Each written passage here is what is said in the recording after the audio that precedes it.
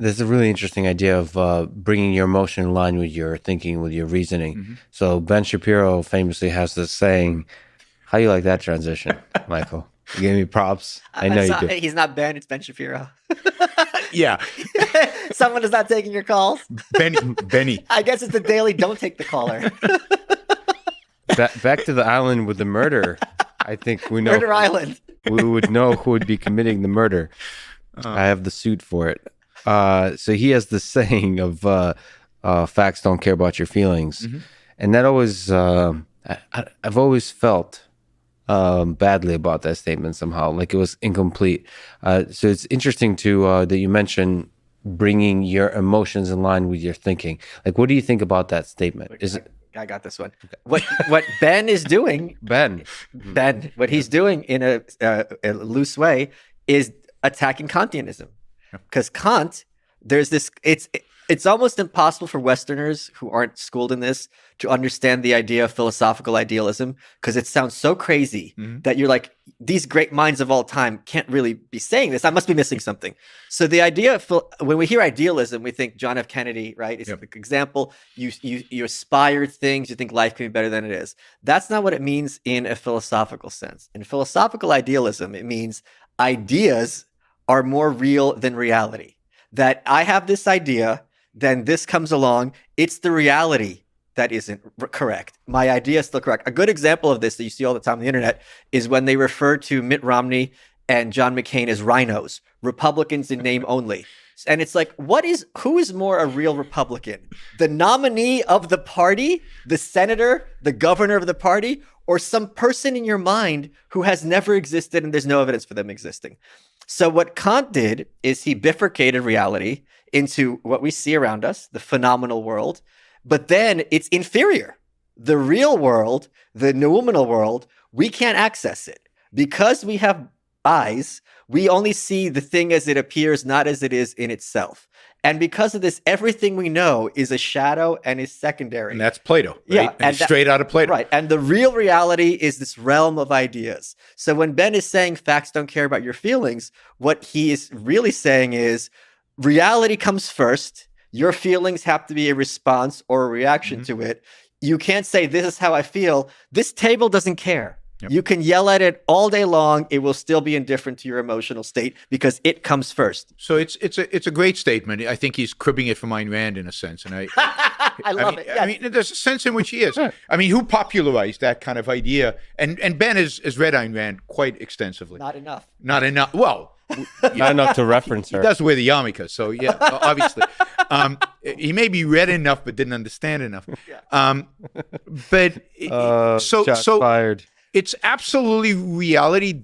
Reality is unaffected by your emotional state and your feelings about it. And this is a great claim against the idealism, the philosophical idealism of much of the world out there, both left and right. I think politically, culturally, the left and right are detached from reality. They live in a different dimension, in a different space that they are creating in their own minds that has nothing to do with the real world. And when they fail, they make stuff up to justify their failure. Right, so this is, all of really the ideas that are promulgated today on both sides are this kind of detached from reality. We're putting emotions or ideas before reality itself. But I believe that our emotions are responses. The responses to reality conditioned by our existing concepts. You're going to have to talk slowly to talk emotions to Lex because he doesn't really understand what I that don't is. understand. So really, you got to really But he's big on love. What is love? But he's big on love. He's trying to learn. Pretty big on love. I'm all in. I'm a love maximalist. I mean, we could create an environment on this island where you would really feel emotions. Like fear is an emotion. We could have some metaphysical terror. We could easily terrorize you to the point where you felt fear, right? Yeah. So we could teach him about emotions. But emotions are a response to reality. So some people, for example, you could take 5 different people and show them exactly the same thing, and some of them would feel fear, and some of them would actually, feel indifferent, and other people might feel love, right? I think Leonard Peikoff uses the example of looking through a microscope and seeing a I don't know, a virus or bacteria. And for one, it's a scientist. He's made a new discovery. He feels pride and love, and the one has no clue, right? And he's looking at this, and it means nothing to them. And somebody else might look at it, and it's a bacteria, and they feel fear because of what it could do to them.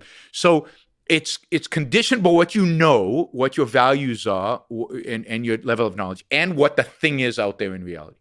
And it's that so your emotions respond to that. So aligning your emotions with your reason is making sure that your emotions are really conditioned by what you know explicitly versus what you've internalized implicitly that you might not agree with anymore. Things might happen in your childhood, and they probably do, right? Where you get a trauma. I don't know. I'm afraid of dogs, and maybe when I was a 5-year-old, some dogs jumped me, and I don't even remember it, right? But I came to a conclusion when I was 5: dogs bad, dogs dangerous, right? And now, anytime I see a dog, oh my God, that bringing my emotions aligned with reality, right, with my ideas is no. Now I understand dogs don't have to be scary. I can work through this. And there are various techniques, and hopefully, if there is such a science as psychology, but in psychology to get you to the point where you can get rid of that fear and align your emotion now with your explicit ideas. And that's what I mean by that. And let me build on that. Talking about your friend Putin, I think I mentioned this before, at least maybe on the show. He was meeting with Angela Merkel. Vladimir, please. Yeah, Vlad. My boy Vlad. He was meeting with Angela Merkel. Angela Merkel has a fear of dogs. So he brought out his big Labrador Retriever. Now, for people who don't know, Labradors are very big dogs, but they're also like the least aggressive. It's like you could punch them in the face, they don't care. That dog is not going to be more likely to attack just because she's scared. And it's kind of, I know they say animals can sense fear. Domesticated dogs, if they see you're scared, they're not going to be aggressive. They're going to try to play. I remember when I was a kid, I will never forget, there was this dog, Rex, this German Shepherd. I'm 5. This dog is gigantic. And I'm sitting on the couch. German Shepherds have been bred for intelligence. They're very bright dogs. They're very good with kids. He's sitting next to me. This thing is 3 times my size. He very gently puts his paw on my leg to be like, kid, like he can sense my fear. He's like, I'm not going to do it. Like, I want to be your friend. I'm still freaking out. He licks my hand. It's just very scary. Wow. Animals are so bright. But that's the thing is, in terms of facts don't care about your feelings, that dog is not more likely to attack someone because their emotion is so intense. It's not that I feel something very strongly, therefore this thing is more likely to happen. So my intensity of my emotion does not in any way correlate in when you're being irrational to the likelihood of that thing actually happening. No, you could have a dog that does respond to your emotion, of course. right? But then it's not. It's but not then that's that part way. of reality, right? That's a fact of reality that certain dogs respond to certain emotions. But isn't this emotion a part of reality? That's okay. Let me say a word. Yes. So part of that, I would even say, don't let your emotion about your emotion, right? Because sometimes you have an emotion about your emotion. Don't be repressed. Don't be repressed, and identify the emotion as reality, and evaluate it. Don't judge it. Evaluate it. Is it a rational emotion? Is it consistent with my, if I'm afraid of these dogs, if I feel that fear, is it rational to be afraid of these dogs? But you're speaking to your own individual trajectory as a human being as you grow through the world and try to understand reality and connect yourself to reason, to reality. What I'm talking about is a term like lived experience. Sure. When you observe and analyze the conversations with other people to try to understand how other people see the world, doesn't emotion fundamentally integrate into that? Like, isn't emotion lived experience? So everybody experiences the same reality, but the way they experience it might be very different, and that has to do with what? It doesn't have with to do their with values, with their conclusions, with their ideas, with their experiences, with a million different things. But but at the end of the day, it's about the conclusions that they come to, which are then shaping their emotions.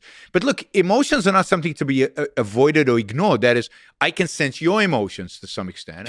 That's a lie. Okay, it is Lex. I can sense his emotions. I can sense Michael's emotions, and that's part of the facts of reality, right? So if Michael responds to something that I view as really, really important, right? If we were standing in front of Michelangelo's David, Michael responds to Michelangelo's David was, and turned his back to it and walked away. That would be really meaningful to me, right? that I would respond emotionally to that, and cognitively, I would say, what is it about Michael that makes him, respond this way? That gives me a lot of information about him. So emotions are information laden, right? But they are not primary. They are responses to something. So one must be very aware of one's own emotions, recognize them, and analyze them, and one should be aware of other people's emotions if they're important to you. If they're not important to you, it doesn't matter, right? You don't care about a stranger's emotion. Like a stranger walks up to Michelangelo David and says, and walks away, and I go, okay, I'm glad you're a stranger. But it's now I have no idea what Michael's response to Michelangelo's David was or is, so I'm a little worried about what he's going to say. You got candy too. That was great.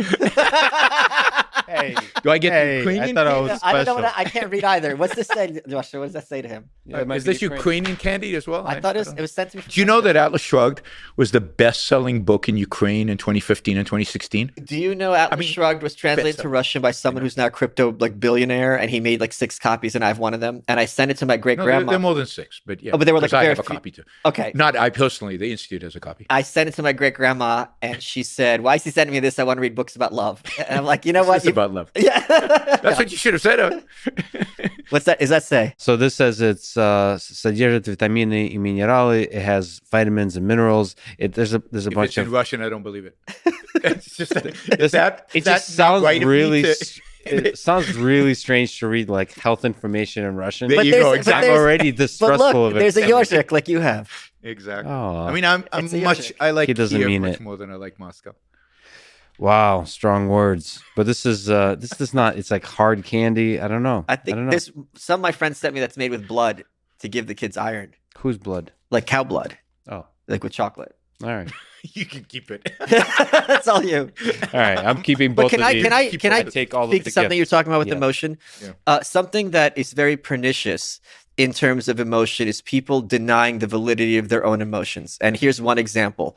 Someone could be in an abusive relationship or have had an abusive childhood, and they think, well, I didn't have a black eye.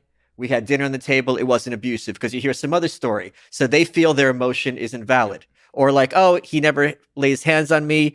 He gets drunk and is mean to me. He's still basically a good person. You're denying that emotion, and that emotion is a response to something real. There's an expression, I have friends who are in 12-step programs. There's an expression there, which I think is very profound, which is if it's hysterical, it's historical. Meaning if some minor incident is having an extreme disproportionate impact on you, ask yourself, why am I responding in such an extreme way to some minor thing? And I will tell you 10 times out of 10, you'll go back and you'll be like, oh, I'm feeling now like I felt when I was 8. And my dad came home and he was a total jerk and I didn't do anything wrong and he thought I had, and I was completely powerless. And now I'm in the same situation with my boss. I'm not that 8-year-old. In one sense I am, in another sense I'm not, but I feel the same way I did as a kid. And this is a very useful mechanism in terms of furthering one's happiness, because you kind of deprogram all those things that you picked up as a child. But it's also, if you're feeling something wrong, even though you're trying to rationalize it in a way, it's not abusive because he's not hitting me. No, the emotion is telling you something real about what's going on. So acknowledge it and fix the situation, right? So one of the powers emotions give you is they send you signals about something that might not be in cognition yet. Yeah. And when you examine the emotion, it brings it to cognition. Yeah. And now you can act on it. So maybe the boss is abusive. Yeah. But I didn't really think of it in those terms. And my emotions is sending me signals. And now that I signal it, I'm going to resign. I'm going to find another job. I'm going to complain to his boss or whatever. And I'm going to take action.